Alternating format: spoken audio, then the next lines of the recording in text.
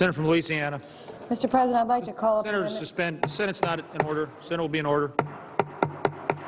I'd like to call up Amendment 2321. Clerk will report. The Senator from Louisiana, Ms. Landrieu, proposes amendment number 2321.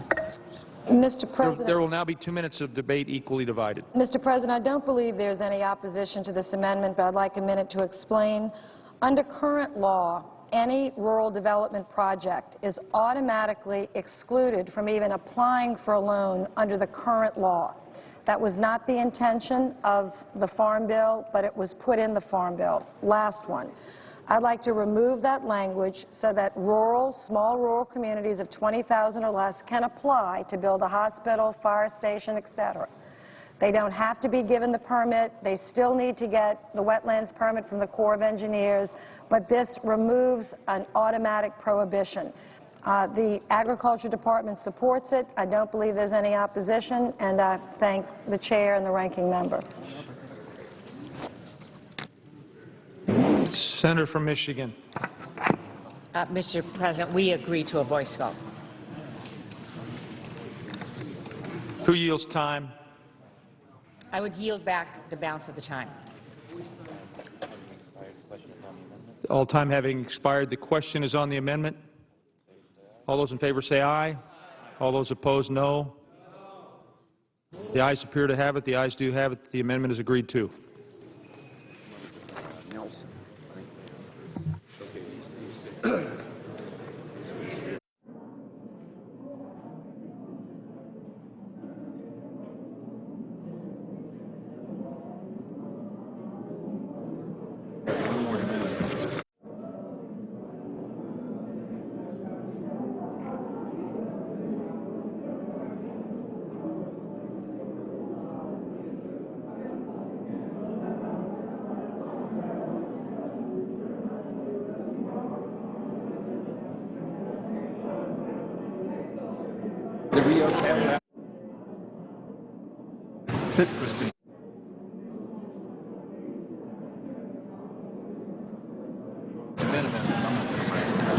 Mr. President, The Senator from South Carolina. I believe this will be the last vote of the day. I demand Amendment 2276. Clerk will report. The Senator from South Carolina, Mr. Dement, proposes amendment number 2276. Thank you, There will now be 2 minutes of debate equally divided. Thank you, Mr. President. The Senator from Delaware is correct. The Senate will be in order. I thank the Senator. This amendment would give individual businesses and small farmers the freedom to refrain from joining one of the 19 checkoff programs against their will. Right now, a lot of businesses are forced into programs that they don't want to be a part of, and as a lot of us know, a lot of the large corporate farmers, a lot of large businesses love to form these checkoff programs to force the smaller companies to pay into them. This just makes it strictly voluntary. So any company that wants to be a part of this, any farmer that wants to be a part of it can, but it makes no sense to continue to force small businesses into these checkoff programs against their will. Thank you, Mr. President. I reserve the balance of my time. Mr. President. Senator from Michigan. Mr. President, I would urge my colleagues to oppose this amendment that would prohibit the zero-cost checkoff programs. These programs are funded by the private sector, private industry, not taxpayers. They're incredibly beneficial to farmers and businesses who want to help market their products. For example, you've heard of Got Milk. That came from a checkoff program used by the dairy industry. The Incredible Edible Egg is another one. No single egg farmer is going to have the resources to run a national television ad encouraging folks to eat more eggs. So let's be clear. This is a program that commodity groups vote on, they agree to, and the Got Milk campaign happened because dairy farmers got together, voted, decided they wanted to go ahead and do research and a promotion program. So let's not take that ability for the industry to come together, pool their own money to market their product. I would urge you no vote and ask for the yeas and nays. Mr. President, how much time do I have remaining? The Senator from South Carolina has 10 seconds.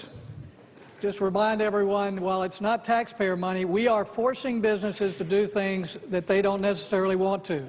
My amendment would allow any business to join the checkoff program, but voluntarily. That's the American way. Thank you. Is there a sufficient second? There appears to be. There is a sufficient second. The clerk will call the roll. Mr. Akaka, Mr. Alexander, Ms. Ayotte, Mr. Barrasso, Mr. Baucus, Mr. Begich, Mr. Bennett, Mr. Bingaman, Mr. Blumenthal, Mr. Blunt, Mr. Bozeman, Mrs. Boxer, Mr. Brown of Massachusetts.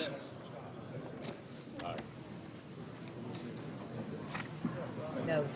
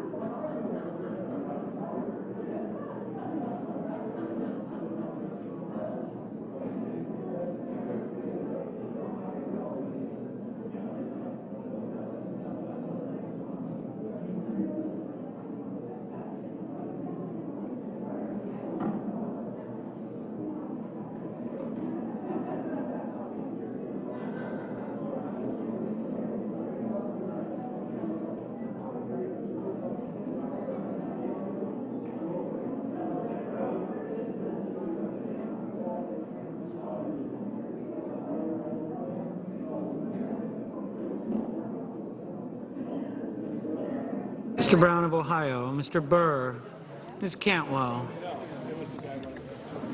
Mr. Cardin, Mr. Carper, Mr. Casey, Mr. Chambliss, Mr. Coates, Mr. Coburn, Mr. Cochran, Ms. Collins, Mr. Conrad,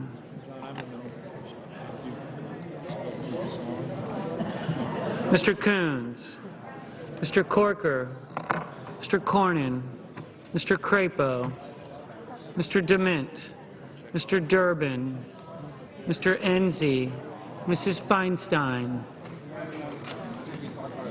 Mr. Franken, Mrs. Gillibrand, Mr. Graham,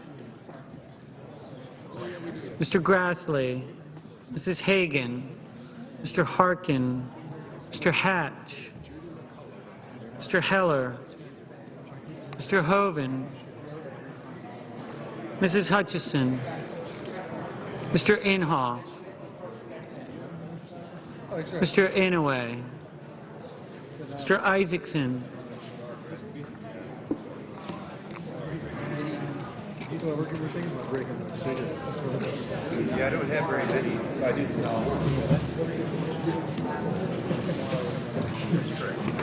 So, I just want to let you know for the record, please call your staff. It's just, we just bought tickets for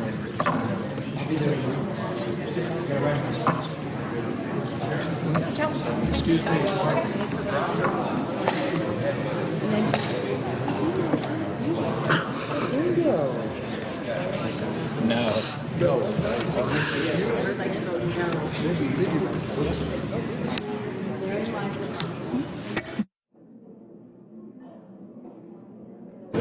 Mr. Johans, Mr. Johnson of Wisconsin, Mr. Johnson of South Dakota,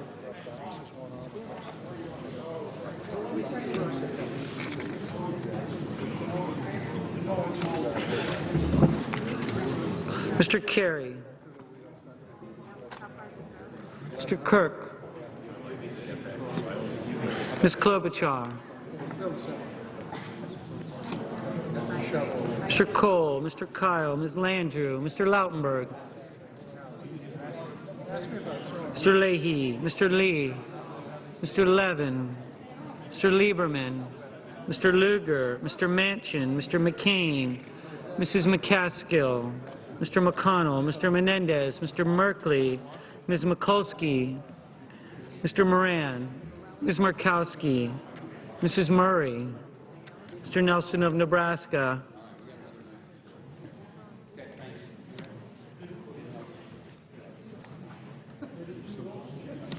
Mr. Nelson of Florida, Mr. Paul, Mr. Portman, Mr. Pryor, Mr. Reed of Rhode Island,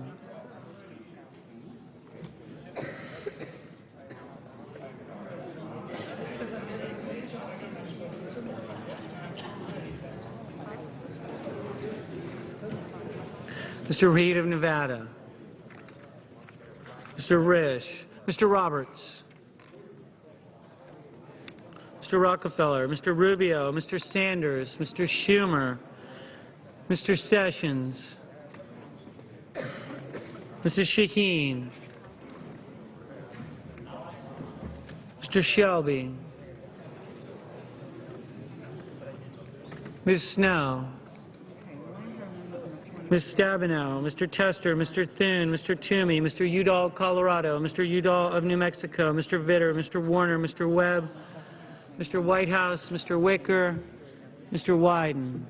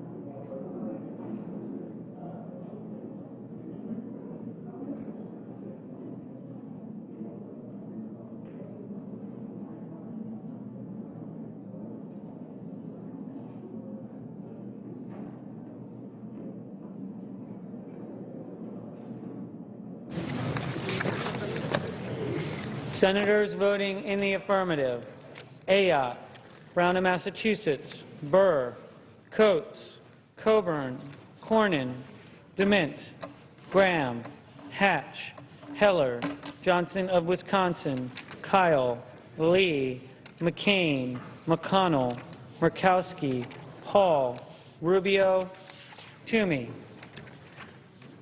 Senators voting in the negative: Akaka, Alexander, Barrasso, Begich, Bennett, Bingaman, Blumenthal, Blunt, Bozeman, Brown of Ohio, Cardin, Carper, Casey, Chambliss, Cochran, Collins, Conrad, Coons, Corker, Crapo, Durbin, Enzi, Feinstein, Franken, Gillibrand, Grassley, Hagan, Hoven, Hutchison, Inhofe, Inouye, Isaacson, Johans, Johnson of South Dakota, Kerry, Klobuchar, Cole, Landrieu, Leahy, Lieberman, Lugar, Manchin, McCaskill, Menendez, Merkley, Mikulski, Moran, Murray, Nelson of Nebraska, Nelson of Florida,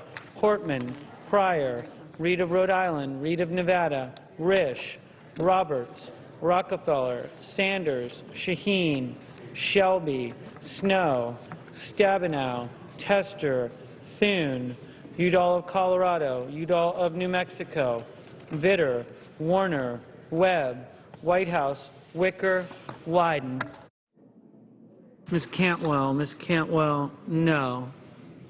Mr. Harkin, no.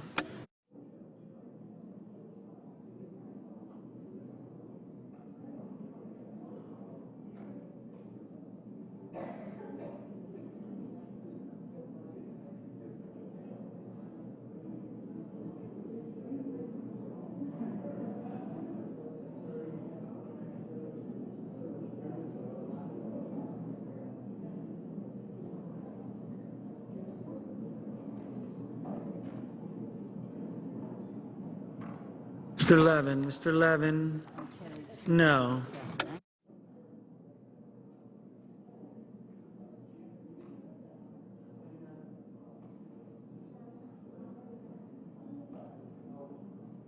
Mr. Lautenberg, no.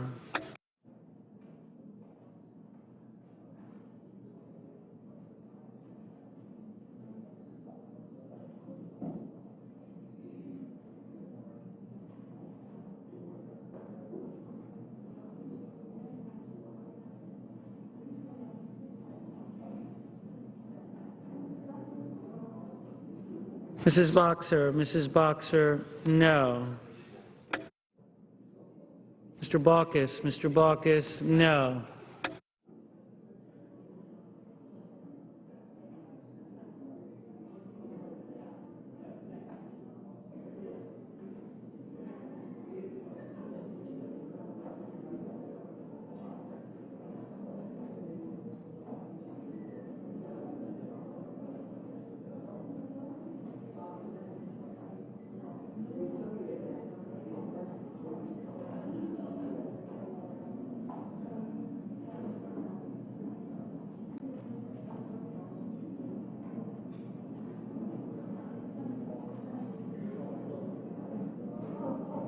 Mr. Schumer, no.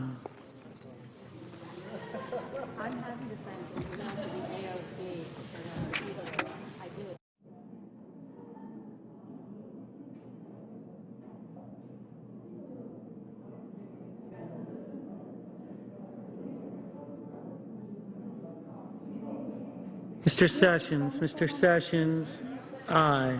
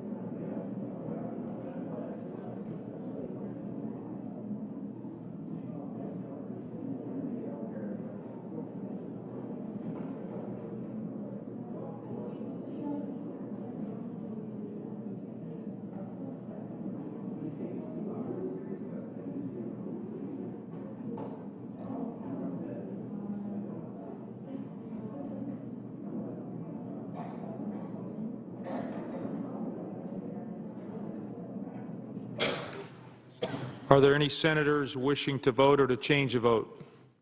If not, on this amendment, the ayes are 20, the nays are 79. The amendment is not agreed to.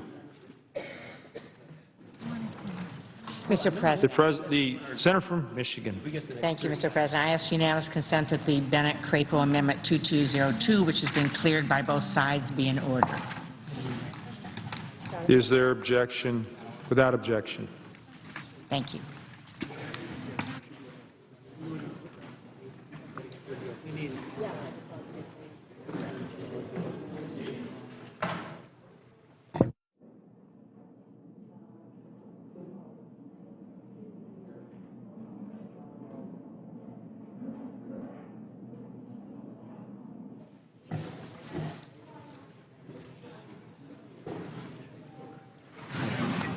Mr. President, The senator from California.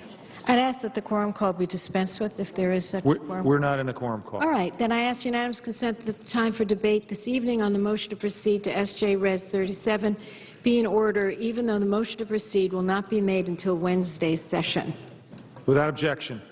And, Mr. President, I am going to make a unanimous consent request that Senator Carper open this debate, and I give thanks to Senator Inhofe for that, allowing that for 8 minutes, and then Senator Inhofe will use 15 minutes at his discretion. Then we'll go to Senator Shaheen for up to 10 minutes. Then we go back to Senator Inhofe for another 15 minutes from his side, and then our side will be Lautenberg for 10, Merkley for 10, and Whitehouse for 10. Reserving the right to... Sure. Senator from Oklahoma. It was my understanding that we'd have our 3 speakers after that, but not necessarily restricted to 5 minutes. It won't be much more than that.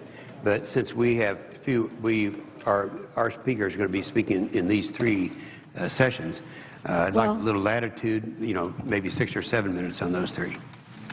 Well, why don't you give us an exact time? I think it's important. So you're saying that instead of 15 minutes of time, I would just say that some of my people can't. Can you take the first segment for 15 minutes if you would do that? Because I know Senator Sheen is going to be waiting to speak, and then we'll give you 20 minutes. All right, for my 3 that come after Senator Carper, 6 minutes apiece.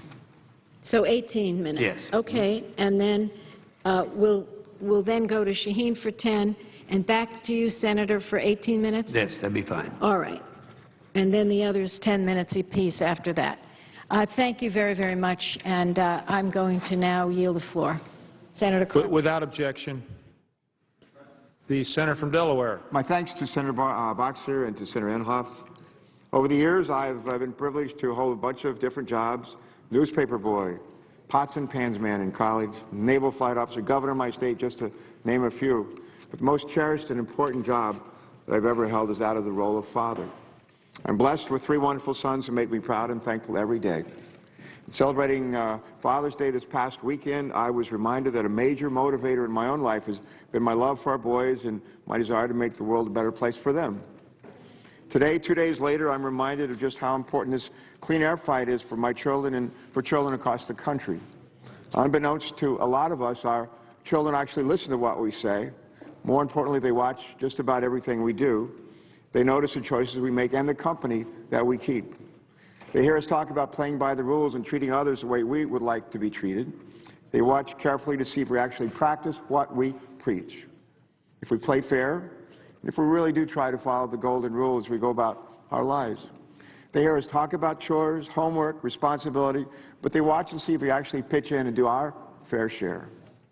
It strikes me that much of the country's ongoing efforts to clean up the air pollution is about playing fair and doing our share. In my home state of Delaware, we've done our homework and worked hard on that front, and as a result, we've made great strides in cleaning up our own air pollution.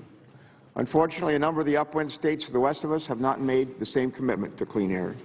In fact, 90% of Delaware's air pollution comes from our neighboring states. This pollution endangers our hearts, lungs, and brains, and it costs us a great deal in medical bills and in the quality of our lives. Some of this air pollution, like poisonous mercury, settles into our streams and our fish, threatening the health of this generation and generations to come. That doesn't sound like the golden rule to me. And even though the first state is doing its part to protect our air and public health, some of our neighbors are not. Yet those of us who live at the end of America's tailpipe end up suffering. It just is not fair. Fortunately, federal clean air protections established by the Clean Air Act have been created to right that wrong. These protections were forged by both Democrats and Republicans who believe that playing fair and doing our share when it comes to cleaning up America's air is profoundly important. The Clean Air Act, signed by President Richard Nixon in 1970 and updated in 1990 by President George Herbert Walker Bush, was approved each time by Congress with overwhelming bipartisan support. In fact, many in this Congress on both sides of the aisle supported the passing of the Clean Air Act amendments of 1990. Those members include my friend Senator Boxer, Senator Inhofe, and me. This landmark law to protect public health and the environment has proven time again to be a success. In fact, I'm told that the Clean Air Act delivers about $30 of health savings for every dollar that we invest in clean air. Not a bad return on our investment. Moreover, the Clean Air Act has helped create hundreds of thousands of jobs in new technologies as America develops clean air solutions that our businesses can export around the globe. The bipartisan vision embodied in our nation's clean air laws has been translated into healthier, longer, and more productive lives for millions of Americans.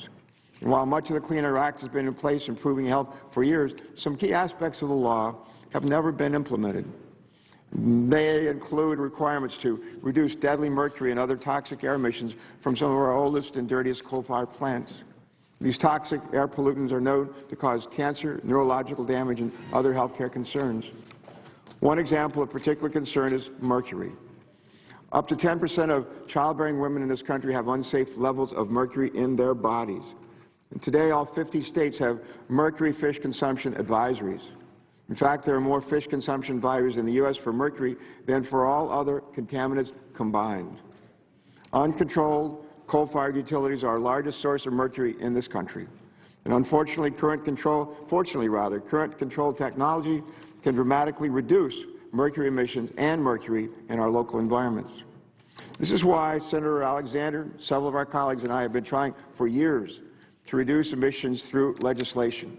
It's also why 18 states have their own power plant mercury standards. Yet until recently, we lacked a federal standard. Last December, after years of delay, the EPA finally implemented, under court order, Clean Air Act protections to require dirty coal plants to clean up their mercury and air toxic emissions. The EPA did so through something called the Mercury and Air Toxic Standard Rule.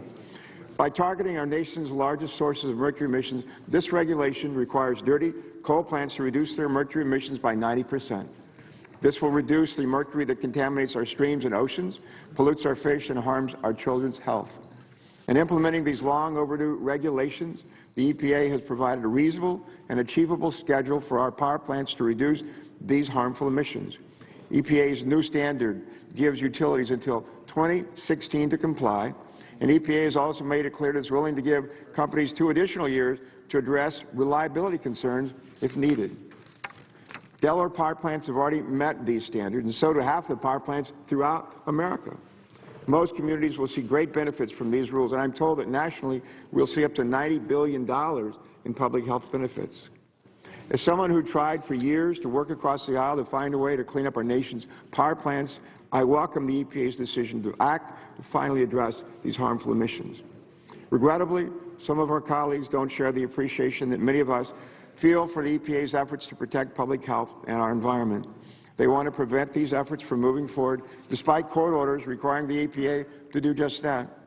I find it remarkable that some in Congress would seek to prevent the EPA from following through on a law passed overwhelmingly by Congress 22 years ago and signed by a Republican president.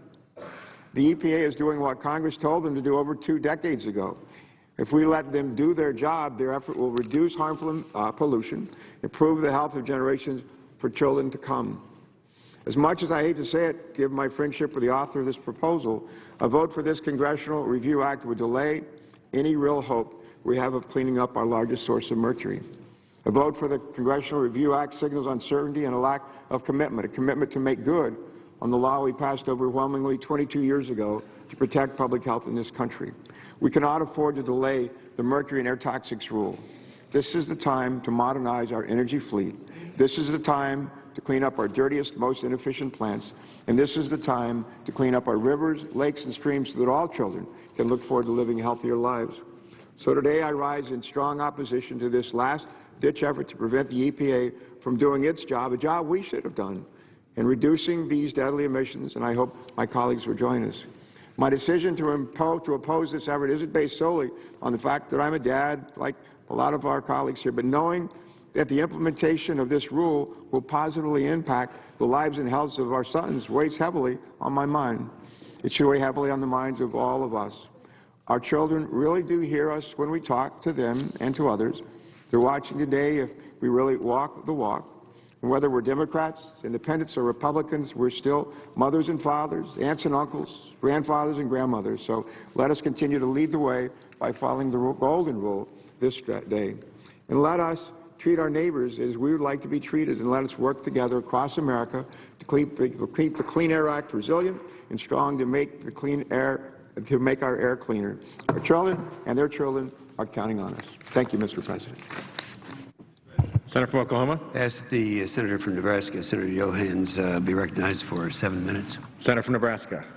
Thank you, Mr. President. Mr. President, I rise today to support Senate Resolution 37. The rule addresses emissions from power plants. However, in my judgment, this rule goes too far, too fast, tries to achieve too much in too little time at too high a cost to our families. Oftentimes, we hear concerns in my office about rules and regulations. Too often, those rules and regulations come from the EPA. And when EPA rules are the topic, sometimes I have to ask, which EPA rule are you talking about? Because let's face it, the list of EPA job-killing regulations is downright dizzying. However, this resolution addresses only one, which hammers coal-fired electricity generation, especially large coal-fired plants. In Nebraska's case, the rule would require the addition of expensive new equipment to control particulate matter in certain exhaust gases. Well, how expensive would the additions be? One of our state's largest utilities has estimated they would need to spend about $900 million to $1.3 billion over the next 3 years to get in compliance. So one might ask, where is that money going to come from?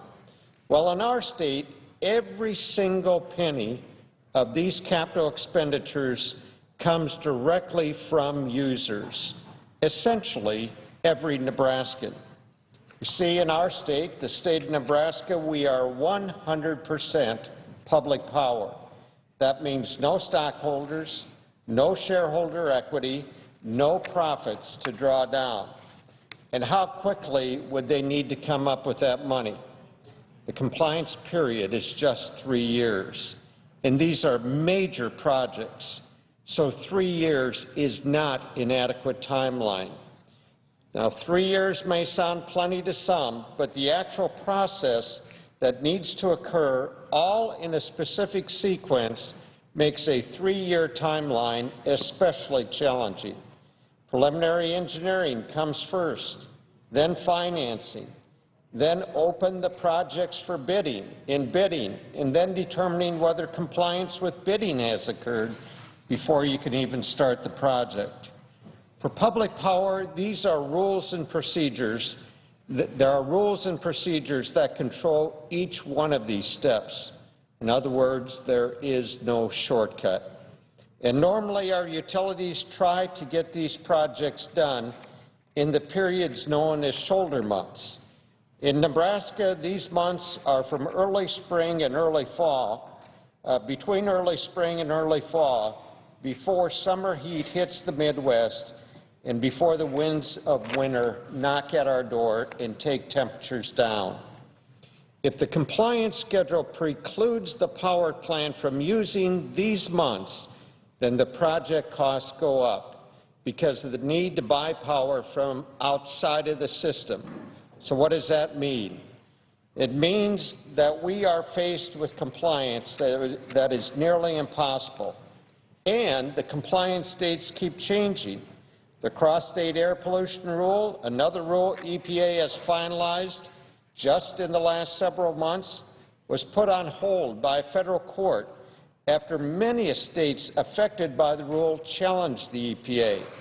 And we may hear any day now as to whether the court will tell EPA to go back to the drawing board, rewrite that rule.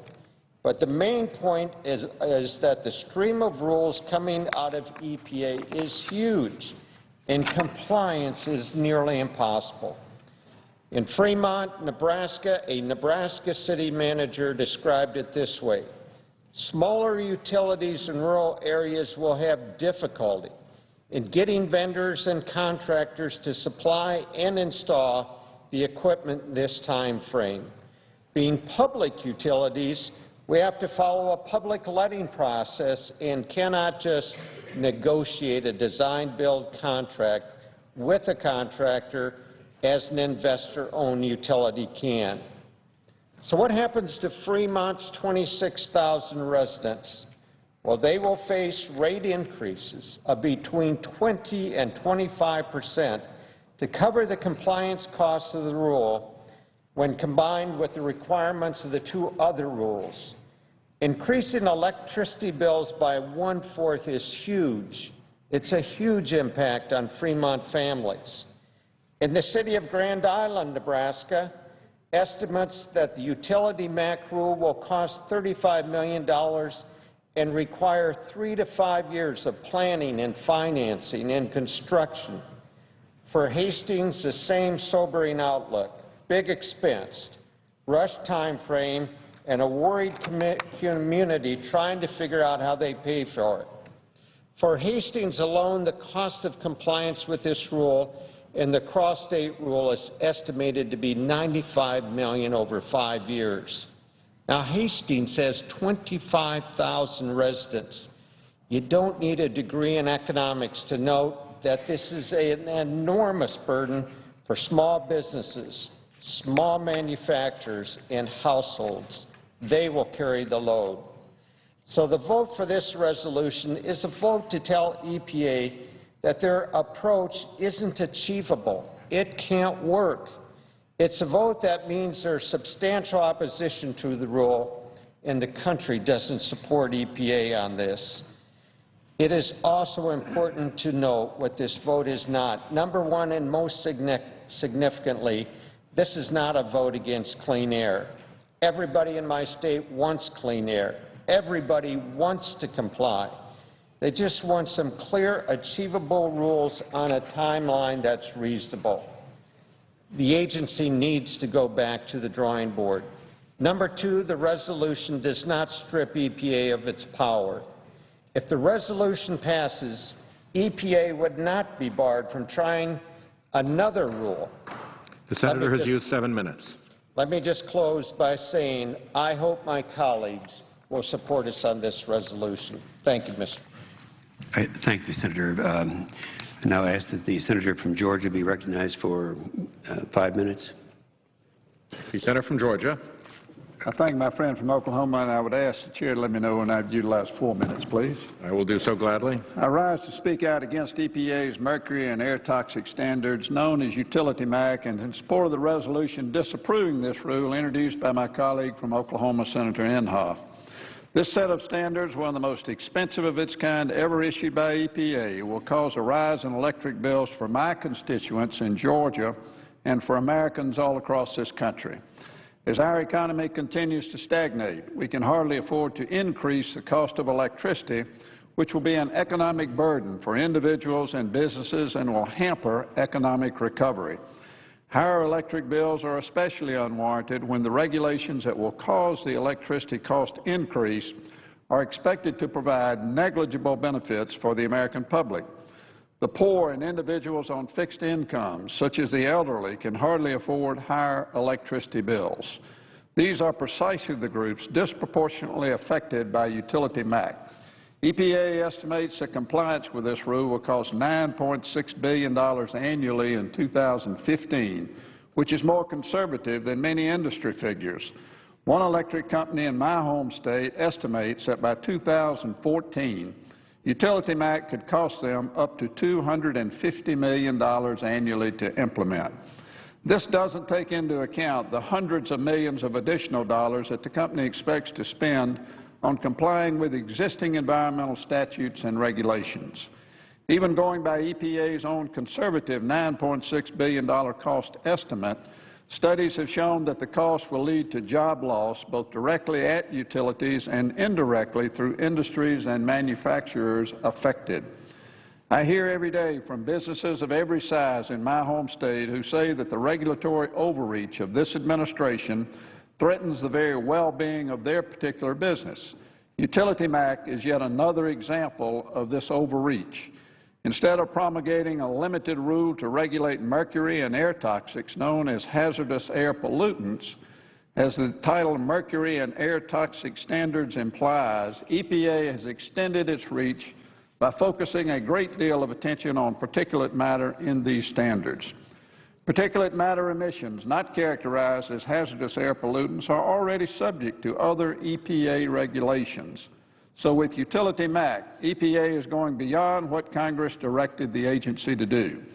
The extra regulations tacked on to the mercury standard add significantly to the expected cost of this rule. Furthermore, the standards for new facilities as set forth by Utility MAC might very well prove to be unattainable. Due to the methodology employed by EPA to gather the data used to set the standards, even certain manufacturers of the emissions control equipment say that they cannot guarantee that their technology will be able to achieve the standards in practice. How can we require utilities to reduce emissions to such level that can't even be guaranteed achievable with current technology? It makes no sense, Mr. President. That, Mr. President, will spell the end of any new coal-fired plants in the United States, drastically reducing our ability to use one of our most abundant domestic energy resources, even in more environmentally friendly ways. The cumulative impact of these EPA rules coming down the pipeline, one after another, causes further concern. Aptly called a train wreck by many by forcing the retirement of one coal-fired plant after another, these rules will put at risk the reliability of our electric supply system. Some state that a delay in implementation enacted through legislation or otherwise will be a sufficient remedy. However, Mr. President, a delay will not address the substantive concerns with this rule as written, including the significant issue of certain standards being unattainable. I want to thank my colleague from Oklahoma for introducing this disapproval resolution and showing leadership on this issue. Over 200 companies and associations have joined the senator from Oklahoma in calling for Utility MAC to be overturned. I urge my colleagues to support this resolution disapproving the EPA's Utility MAC rule. By doing so, we take a step toward preventing higher electricity prices and grid unreliability while preserving clean air.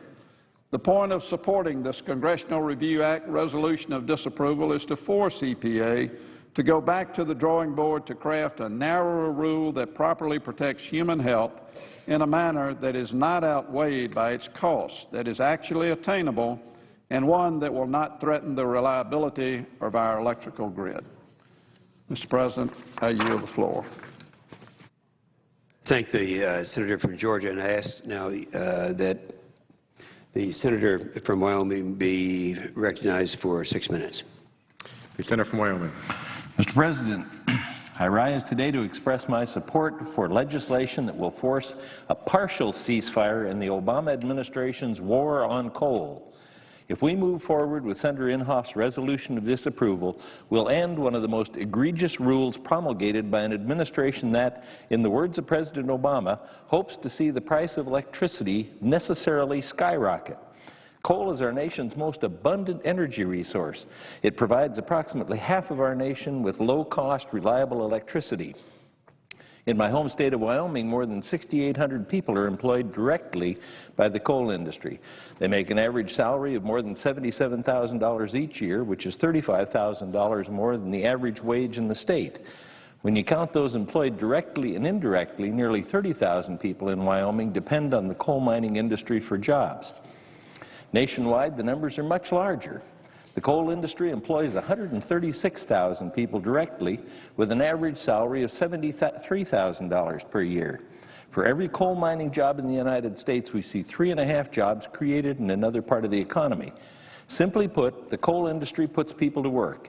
In an economy that's struggling to recover, the coal industry provides high-paying jobs for workers in Wyoming and in other states like West Virginia, Pennsylvania, and Virginia. Coal provides low-cost electricity across the country that can power our nation's manufacturing base. It provides high-paying jobs across the country at a time when our nation's unemployment rate is at an unacceptable 8 2/10%. And the most recent jobs report showed no signs that the economy is recovering. With the tremendous benefits coal can provide, it's so puzzling to me that the administration seeks to end our use of this important, affordable energy source. Since being sworn into office, President Obama's rulemaking machine has released rule after rule designed to make it more expensive to use coal. The administration's greenhouse gas standard would make it impossible to build a new coal-fired power plant in the United States. The stream buffer zone rule would make it more difficult to mine coal. Those are just 2 of the 11 regulations the President's considering that would grievously wound the coal mining industry and hurt an already ailing economy.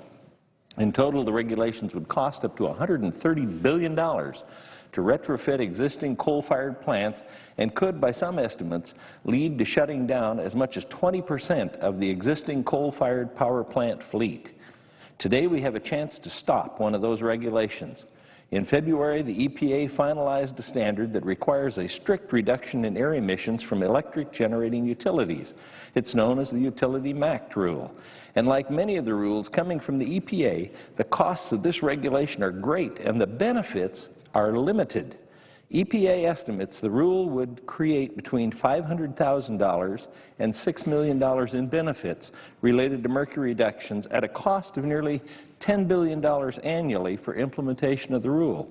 The cost-benefit ratio, assuming the EPA's best-case scenario, is 1,600 to 1.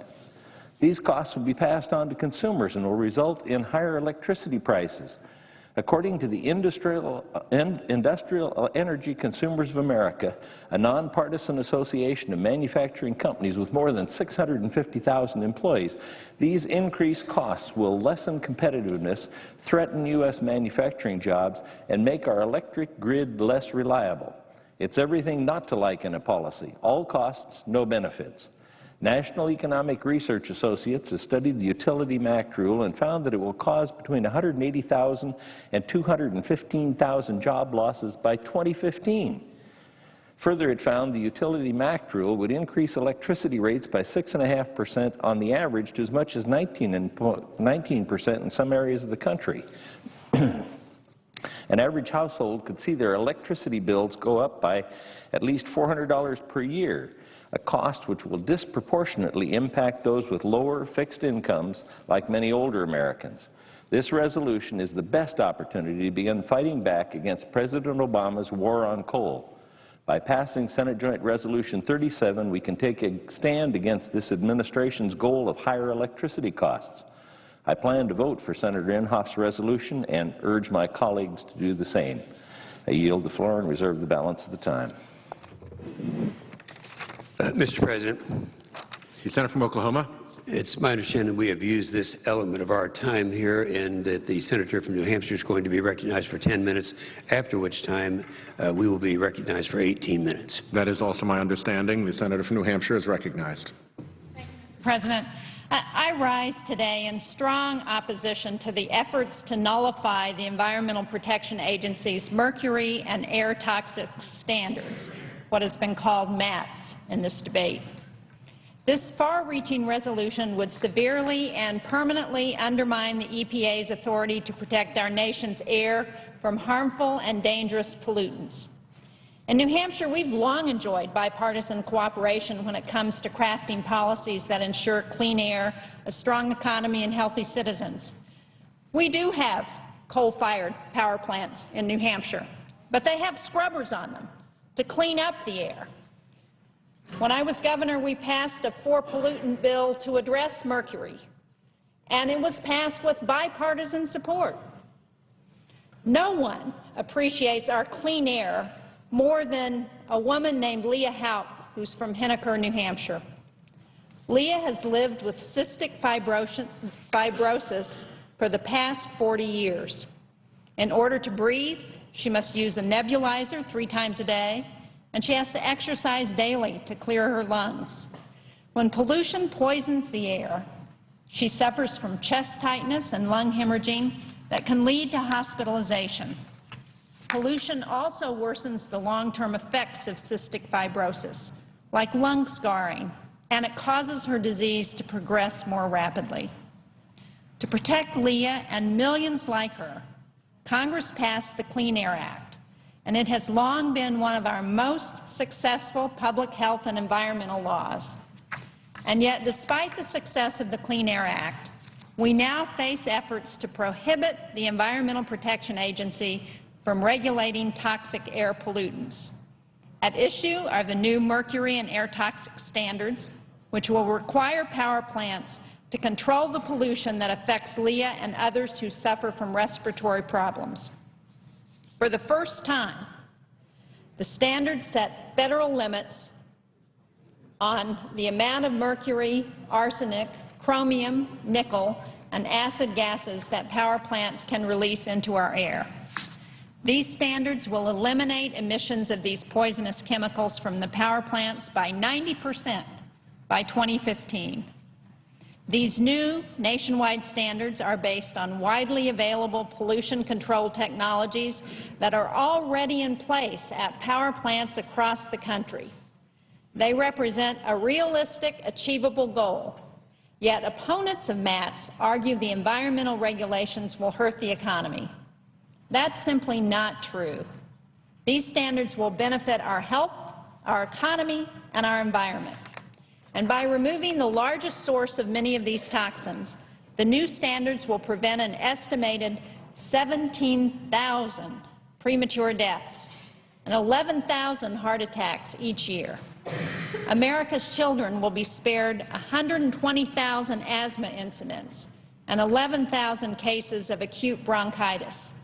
That's particularly important for us in the Northeast. The presiding officer knows what this is because we're in the tailpipe to the nation in New England and the Northeast. We get all of the pollution that's coming out of the Midwest from those dirty power plants. In New Hampshire, we have one of the highest children's asthma rates in the country because of that pollution. And far from being job killers, these regulations will mean new work for the innovative American companies that supply the equipment needed for plants to comply with the law. In fact, a study by the Economic Policy Institute found that enactment of these standards would create a net gain of 117,000 jobs. Of course, clean air is vital to the tourism and outdoor recreation economy, which in my state, New Hampshire, is the second largest industry. All the beautiful sights of our state, from the White Mountains to the Great Bay, can only be enjoyed if our air is free of smog and clean to breathe. So as we consider whether or not to keep the Clean Air Act in place, we don't have to choose between helping people like Leah or helping our economy. We can and we must do both. I urge my colleagues to reject the resolution that Senator Inhofe has offered and to continue to protect the health and welfare of our citizens. Thank you very much. I yield the floor. The senator from Oklahoma. Mr. President, I ask unanimous consent. I will not ask unanimous. The next speaker will be Senator